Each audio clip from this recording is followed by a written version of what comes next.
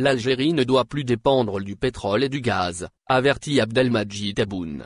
Afin de réduire sa dépendance massive aux ventes d'hydrocarbures pétrole, gaz, qui génèrent la quasi-totalité de ses recettes en devises étrangères, l'Algérie doit vite diversifier ses exportations, juge le président Abdelmadjid Tebboune.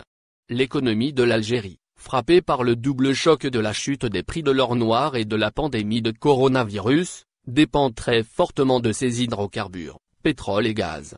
Et cette situation doit rapidement cesser, met en garde le président Abdelmadjid Tebboune. Souhaitant diversifier les exportations du plus vaste pays du Maghreb, le chef de l'État veut ainsi abaisser, d'ici fin 2021, de 98% à 80% la part des recettes engrangées grâce aux exportations d'hydrocarbures. Abdelmadjid Tebboune a estimé lors d'une rencontre sur la relance économique que la dépendance quasi totale de l'économie nationale à la rente pétrolière était fatale pour l'intelligence et l'esprit d'initiative. Selon lui, il est nécessaire d'augmenter les exportations hors hydrocarbures à 5 milliards de dollars 4,2 milliards d'euros, d'ici fin 2021, contre 2 milliards actuellement. Devant plus de 700 entrepreneurs, syndicalistes et experts, le président a indiqué que les réserves en devises étrangères ne cessaient de diminuer pour ne plus représenter que 57 milliards de dollars. Elles atteignaient 300 milliards de dollars il y a encore quelques années. Les entrées de devises étrangères en Algérie, pays membre de l'Organisation des pays exportateurs de pétrole, ont chuté de près de moitié ces 5 dernières années. Selon le ministre de l'Énergie Abdelmadjid Attar, les recettes de l'Algérie issues de ses exportations d'hydrocarbures atteindront 24 milliards de dollars fin 2020 si les prix se stabilisent autour de 40 dollars le baril. Écartant l'éventualité d'une nouvelle chute importante des cours, il s'attend à ce qu'ils oscillent autour des 55 dollars en 2021. Son optimisme s'appuie sur le fait que l'économie mondiale va se redresser et aura besoin de pétrole et de gaz. En parallèle d'une hausse et d'une diversification des exportations, le président algérien souhaite réduire les importations de produits et de services. Il sera formellement interdit d'importer du carburant à partir de 2021, a-t-il annoncé.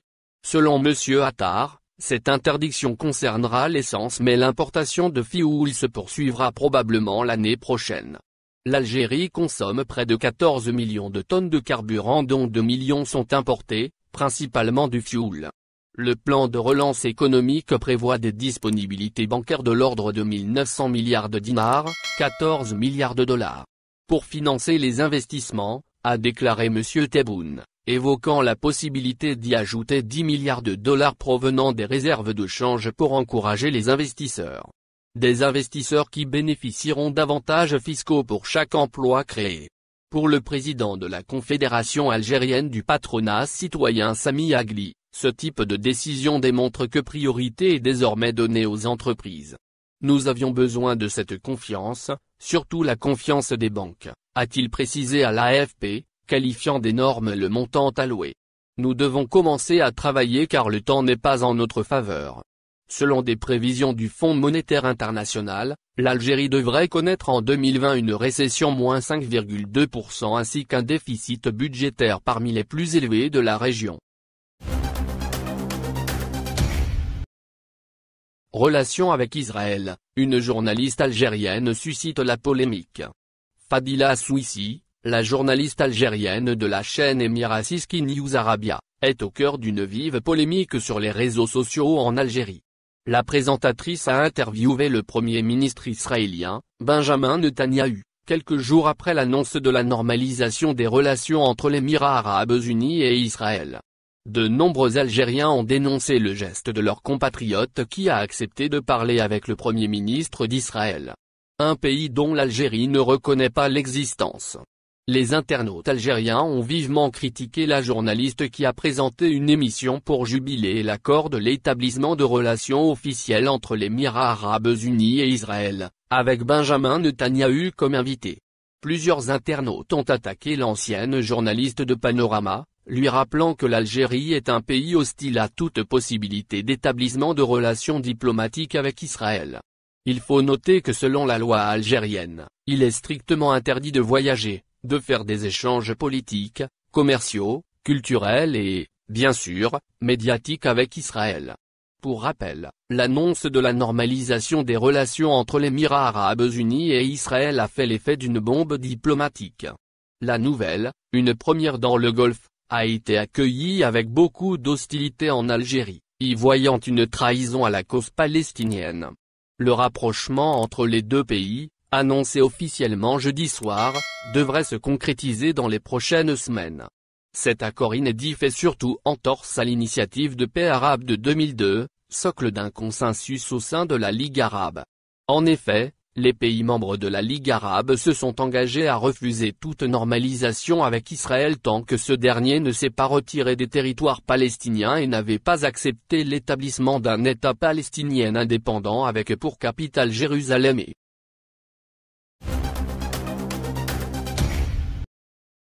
Les frères Kouninef enfoncent Yahya et Seal.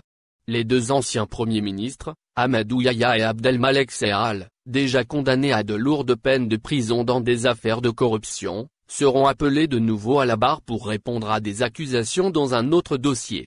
Il s'agit du procès des frères Kouninef qui devrait s'ouvrir ce mercredi 19 août 2020 au niveau du tribunal Sidi Mamed à Alger. 12 ex-ministres, 3 anciens oualis et des cadres de différents secteurs économiques du pays sont cités dans le procès en question. Les 4 frères Kouninef ont été arrêtés et mis en détention provisoire le 24 avril dernier. Roda, Abdelkader, Karim et Tarek, patrons du groupe Kou, spécialisés notamment dans le génie civil, l'hydraulique et le BTP, sont poursuivis pour plusieurs chefs d'inculpation. Ils sont accusés notamment de blanchiment d'argent, de trafic d'influence, de détournement du foncier et de concession et de non-respect des engagements contractuels dans la réalisation de projets publics. 12 ministres, 3 ex-oualis et 16 cadres à la barre. Lors de leurs différentes auditions, les 4 frères ont cité plusieurs anciens ministres sous l'ère du président déchu Abdelaziz Bouteflika. Parmi ces derniers, les 2 ex-premiers ministres Ahmadou Yahya et Abdelmalek Seal qui comparaîtront de nouveau devant le juge.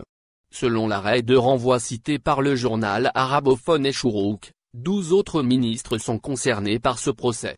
Il s'agit, entre autres, de Abdelhamid Emar, Abdeslam Bouchouareb, Amartou, Oudaïm Faraoun, Amar Goul et Ossine Nessi pour ne citer que ceux-là. L'ex-ouali d'Alger Abdelkader Zouk et 2 anciens oualis de Jigel seront également entendus dans ce dossier, à l'instar de 16 hauts cadres exerçant à l'époque des faits dans différents secteurs économiques et administratifs du pays.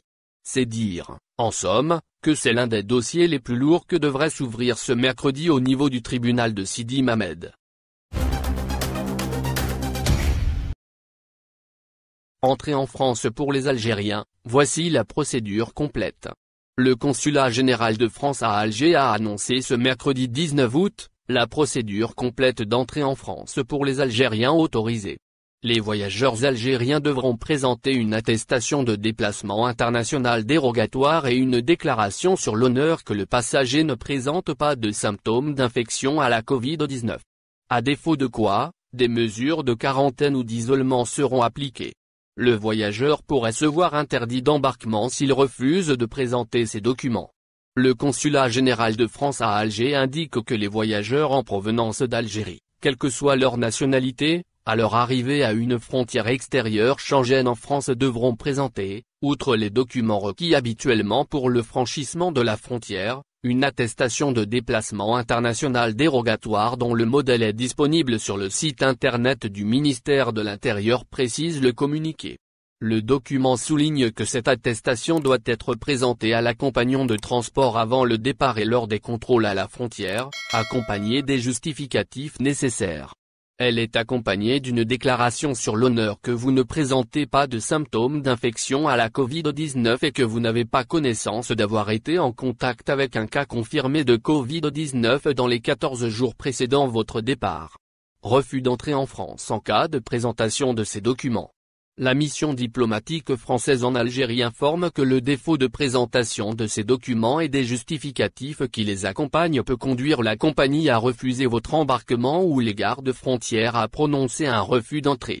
Les voyageurs qui présentent des symptômes d'infection à la Covid-19 à leur arrivée sur le territoire français, se verront prescrire une mise en quarantaine, voire le placement et le maintien en isolement par le préfet, précise-t-on. En outre, Les personnes de 11 ans et plus susceptibles d'être admises en France sont invitées à produire avant embarquement le résultat d'un test PCR négatif réalisé moins de 72 heures avant le départ. Les personnes se présentant à la frontière sans ce résultat seront soumises à un test de dépistage à leur arrivée. Le consulat de France en Algérie assure qu'en cas de refus de prélèvement ou en cas de test positif, le préfet prescrira la mise en quarantaine ou, le cas échéant, le placement ou le maintien en isolement, le communiqué. Dis-nous ce que vous pensez et laissez vos avis dans un commentaire. Abonnez-vous et partagez la vidéo. Merci pour votre attention, et n'oubliez pas de rejoindre la communauté Actuelle Info, ça fait plaisir de vous voir un nouveau membre.